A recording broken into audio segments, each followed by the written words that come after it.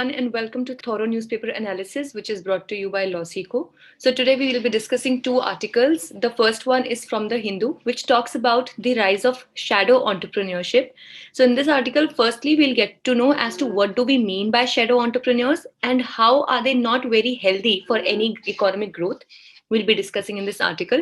And secondly, we have the balanced diet, a balanced diet, which is from the Indian Express. So, which talks about reforming the agricultural policy, as in what changes should we make into our agricultural system and the growing pattern of the crops in order to bring a more balanced and nutritious diet on our plates.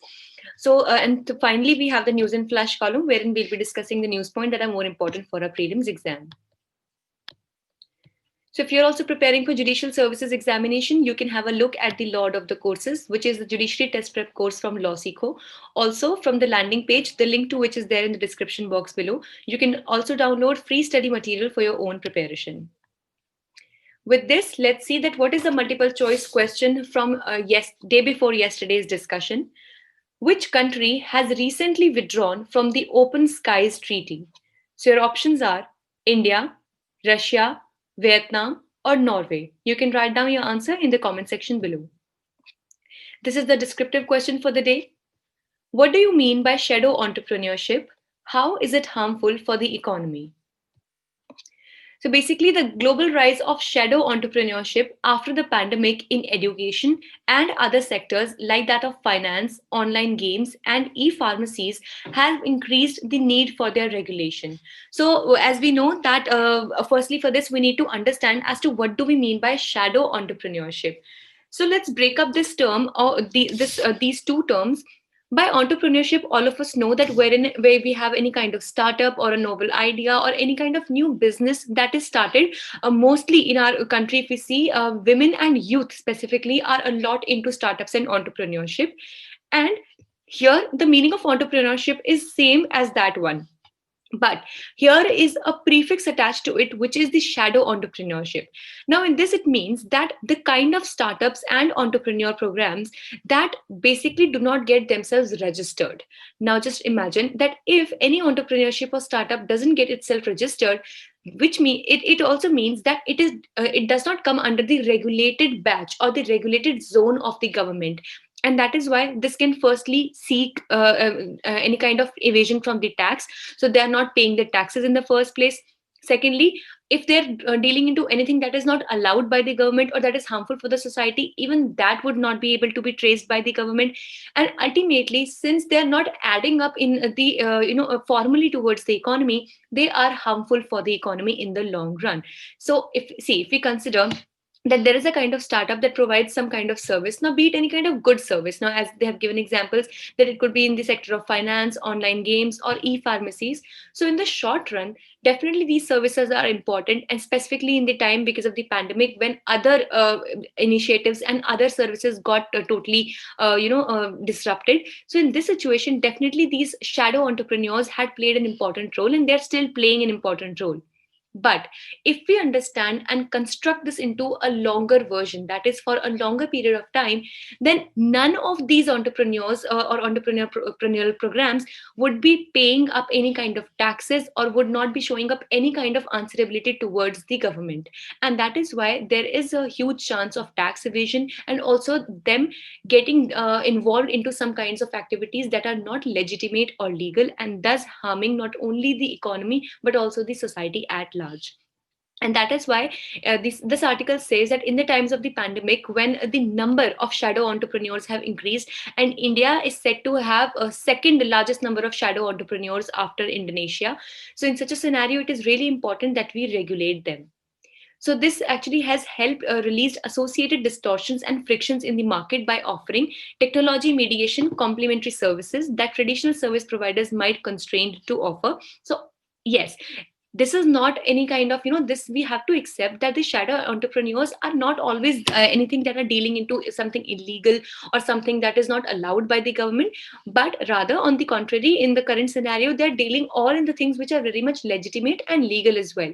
But the only con that is attached to them is that they're not registered anywhere, and that is why the government has no regulation over their activity, and they're paying absolutely no taxes to the government. And here are the implications that are attached with the shadow entrepreneurs: redistribution of old consumers towards these new markets and entry of the new customers, because obviously the earlier facilities that were made available before the pandemic or before the lockdown, since many of them got shut down, so the new people or the old consumers also are moving towards these shadow entrepreneurs. Small firms will get acquired by large firms because maybe because of the shortage of funds or lack of stability, etc. First movers in the space with deep pockets could generate irrationally high valuations. Yes, of course, because see, by with deep pockets, we mean that if there is any kind of a person who has a better hold on the market in terms of money, so it would be easier for him to influence the nearby businesses to deal with just only with him. So there can be a chance of creation of monopoly and related things in the market. And cross border and national security implications might also take place, because in the article itself there has been an example given that there was some kind of Chinese company which itself is a shadow entrepreneur company, which was providing some kinds of loans to the people in here. Now you can imagine that definitely this can cause harm to the national security and sovereignty of the country as well. So here is the way forward which has been given in the article, that there has been a study by Amir Seru from Stanford University and research by IIM in Ahmedabad, that in the world of private coaching houses in Indian education, strong monitoring of quality would be essential, including provisions for punishment for non-compliance. That is why it is important for them to bring in under the regulation, and we should have a set quality which should be delivered through these entrepreneurial programs. And if not, and if they're not abiding by this quality standard, then definitely there should be some punishment for non-compliance as well. And the associated harmonization of activities between competition authorities. A healthy competition should be maintained, and thus government regulation is a must in this area as well. With this, let's discuss the second article for the day, which talks about crop diversification policy. So this is a very amazing article, and I must say that this is an all-encompassing article which covers almost all the areas and zones of agriculture, specifically if we talk about India. And it talks about all the areas where we can work upon to make a very wholesome agricultural policy in order to cater the nutrition and to fight the malnutrition in the country. So formulation of an optimal agri-food policy in India is the need of the hour. So why do we need for an agri-food policy? Firstly, let's understand in a very basic language as to what do we mean by the agri-food policy. So by agri here, we mean agriculture, food, whatever food grains or cereals or the food we get through the agricultural processes, and the policies. Now, by policy, this is a very wide term. Now, it also, like for example, here, policies would mean that what are the initiatives that we have taken in this regard? What are the various schemes in this direction?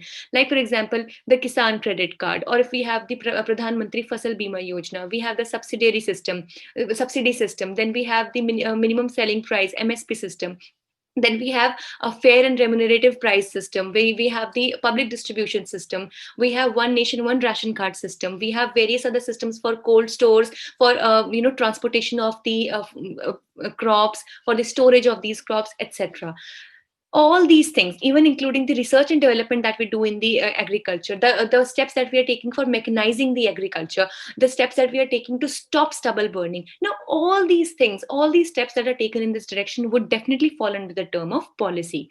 So here the article says that there are some kinds of changes that we can make in our agri-food policy in order to bring to ourselves and the children of our country a well-balanced and nutritious diet. Now, India is likely to be the most populous country by 2027, which is according to the United Nations Population Projections 2019. And by 2030, 600 million are to live in the urban areas. Then in Indian agriculture's average holding size, it is 1.08 hectares, but it engages 42% of the country's workforce. Now, this is also according to the NSSO survey data, that approximately 42% of the entire workforce in India are engaged into agricultural activities. But on the contrary, the share of agriculture in the total GDP of country is just 17%. Now just imagine that what output is almost half of the population of India is able to give if only 17% of the total GDP, and that too when India is primarily an agricultural country, So only if 17% output is being gained by 42% of the population or workforce. So definitely we can see here that the outcome or the ratio of benefit or productivity of the people engaged that are engaged in the activities of agriculture is not really very impressive. Then the malnutrition among children is the biggest challenge, and in India we have the largest number of wasted children in India. As we know that there are various standards and types of malnutrition. We have stunting, wasting, we have anemia, etc. So India has the largest number of wasted children in the entire world. So here it says that there are four touchstones for an optimal or for the best kind of agricultural policy.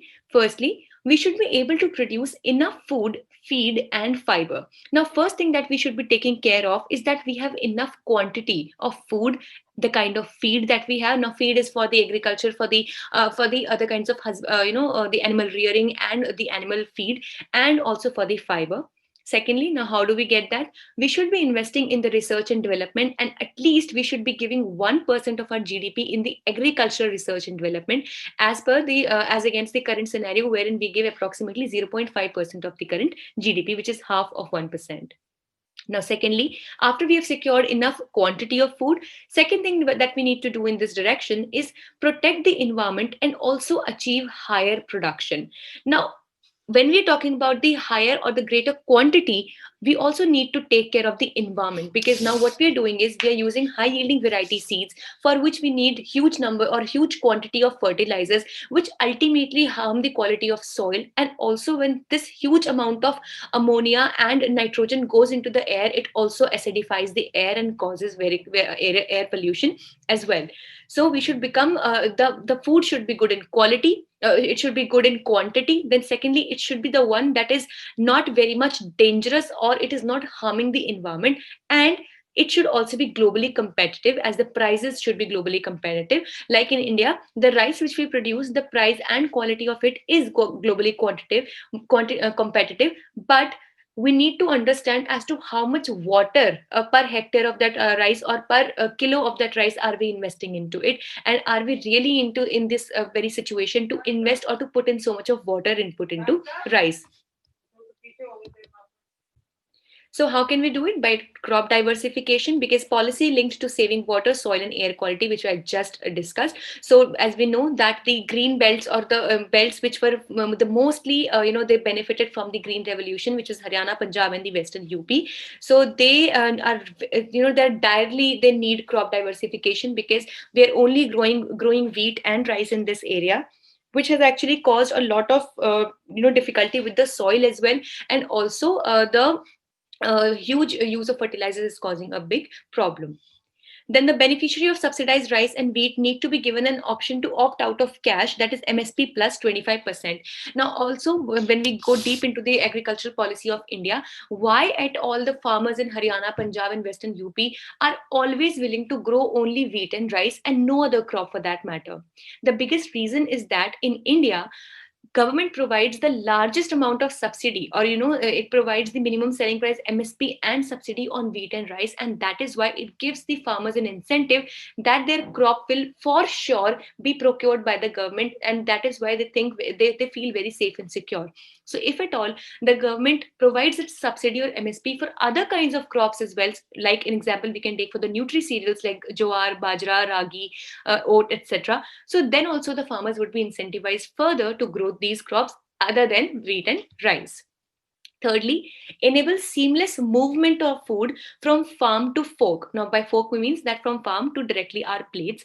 So, as we know that a lot of food, a huge quantity of food is wasted just in transportation. It is thrown away, and many a times due to the lack of cold stores, the fruits and other food materials, the grains, they get spoiled and they cannot be stored properly. So that is why we need to have a seamless and more, a fluid movement of the food from farm to fork.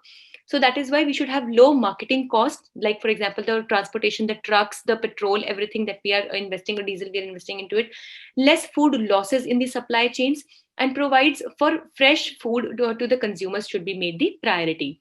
Then efficiency in marketing and low transaction cost as well should be made. And fourthly, consumers should get safe and nutritious food at affordable prices. And definitely, finally, if all of these steps are taken in care, then the consumers, everyone, you, I, and each one of us would be getting not only safe but also nutritious food at also affordable prices. So this is also a very good article. Do give it a good read. It will really open your, perspective and viewpoint towards the entire wholesome agriculture policy in India. With this, let's see what do we have for news in flash today. Mount Semeru erupted. So it is Indonesia's Mount Semeru, which is erupted, spewing ash and smoke as high as estimated 5.6 kilometers in the sky. Yes, this is the power of the volcanoes that actually, when they erupt, it actually does that. So Indonesia has been struggling with a string of disasters because lately it has also seen an earthquake, landslides, and recently a plane crash has also taken place in Indonesia. So as we know that Indonesia also, it falls in the Pacific Ring of Fire, what we call as the Pacific Ring of Fire, and there are a number of active volcanoes over there, active, dormant, and even other kinds of volcanoes over there, sleeping ones. And this is one of the volcanoes that has recently erupted. So you should keep in mind that this Mount Semeru is situated in Indonesia. So this was all for the day. We hope it was a good session for you. Thank you so much. If in case you wish to download the PDF for today's slides, you can join our Telegram group, the link to which is there in the description box below. And you can also visit our official website for any other kind of information. Thank you so much.